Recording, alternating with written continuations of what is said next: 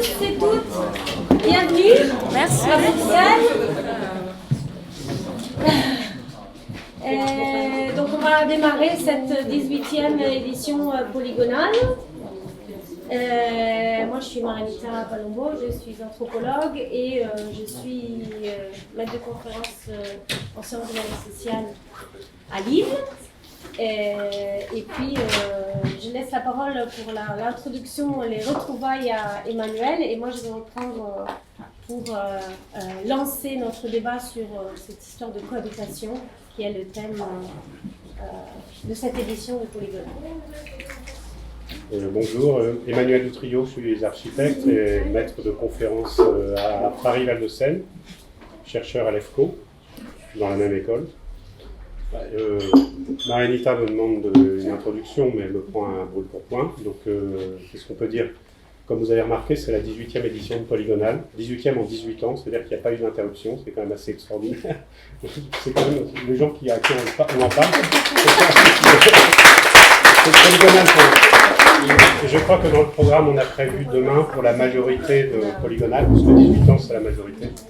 Un gâteau aux bougies, aux chandelles. Comment on dit bougie en belge? En chire, avec des chires, comme on dit dans le nord de la France. Et voilà, qu'est-ce qu'on peut dire Oui, d'accord. Alors, en fait, déjà dire que Polygonale, en fait, c'est pour aller très très vite, c'est né du fait que dans nos carrières d'enseignants et chercheurs respectifs, comme vous savez, en fait, il y a différents, c'est un peu comme cette table, il y a des certain nombre de bouteilles et de verres, il y a différentes cases qui sont les écoles d'architecture de France et de Navarre, et puis il y en a un ou une qui part de cette tasse pour aller à ce verre et ainsi de suite.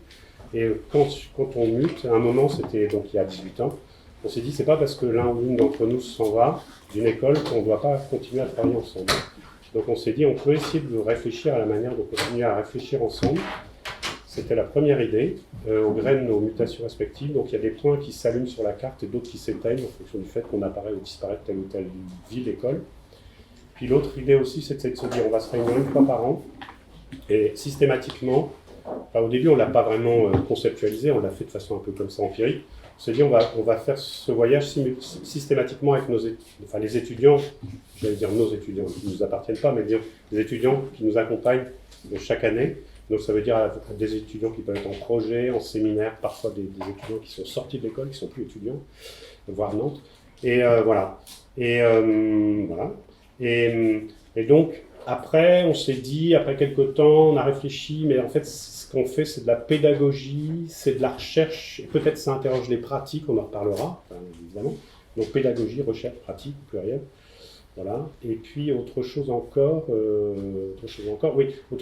c'est que peut-être, pour aller très très vite, peut-être les 6-7 premières années, pour des raisons sur lesquelles je ne reviendrai pas tout de suite, ont été plutôt consacrées à la question du contemporain. Qu'est-ce que le contemporain? On a sorti 2 ouvrages, on pourrait dire là-dessus. Et puis depuis une dizaine d'années, on tourne autour des enjeux du commun. Alors cohabiter, ça interpelle ça aussi, de près ou loin, et à travers différentes questions qu'on s'est posées. Voilà. Et dernier mot pour dire que, et on en reparlera demain, il y a 10 ans, pratiquement jour pour jour, la 8e session, 18, ouais. La 8e session s'est tenue à Bruxelles, c'était Bruxelles 1, à l'atelier Lescaut précisément. Donc il y a eu un effet de bouclage. Voilà. Très bien. Et puis peut-être effectivement la preuve des migrations des enseignants, c'est que j'enseignais avec Marie à Saint-Étienne, et donc pour nous aussi c'est un enjeu de continuer à... J'irai voir les étudiants que j'avais l'année dernière en cours.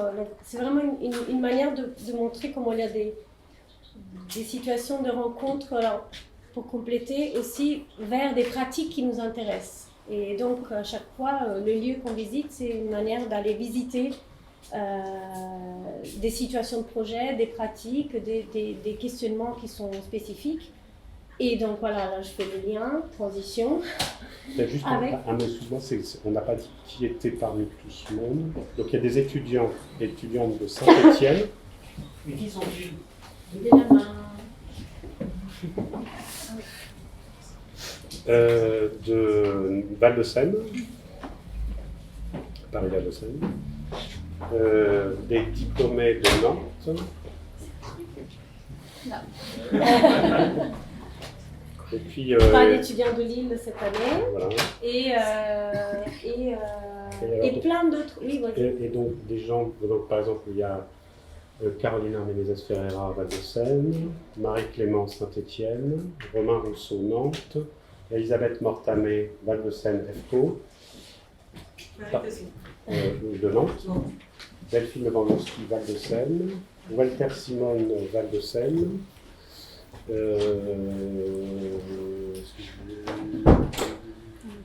alors après, il y a des... Alors, outre Bosch, mais je peux peut-être dire pour Bosch, Voilà, donc, je pense qu'il y a Pauline Barly également, qui est phare Nantes.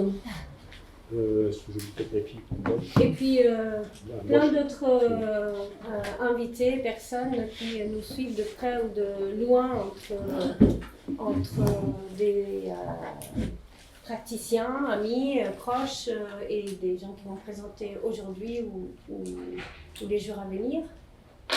Mais donc je ne vous présente pas parce que vous allez vous présenter vous-même tout à l'heure.